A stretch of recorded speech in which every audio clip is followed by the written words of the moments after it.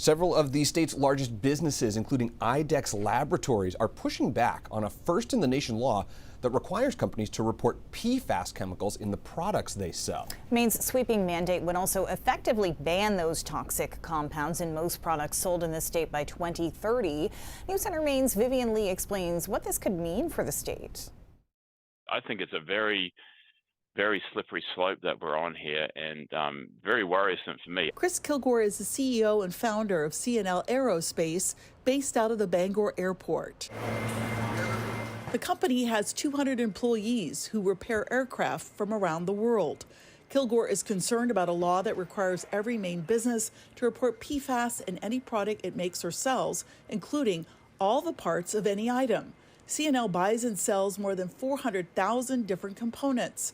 At a roundtable discussion with other companies, sponsored by the Maine State Chamber of Commerce, Kilgore told reporters trying to track down PFAS compounds at a huge expense could make it impossible for the company to operate in Maine. I don't need to be in this state, so I can move to the state next door, and then I don't have to worry about this. I have concern for the businesses that their livelihood has to be in this state. January 1st of next year is the deadline to report the chemicals, a date that was pushed back by 2 years to give understaffed regulators time to work through the complex process, a deadline that's still impossible for IDEX Laboratories, an animal products company and one of the state's largest employers. Right now, it can only test for dozens of the 15,000 compounds the company uses at its worldwide manufacturing headquarters in Westbrook. We've identified only 7 laboratories, and none of them in the U.S., that can perform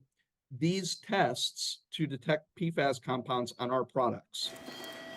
Businesses in the Maine State Chamber are pushing for an amendment in this legislative session that would drop the reporting requirement. The law would ban PFAS in most products by the end of the decade.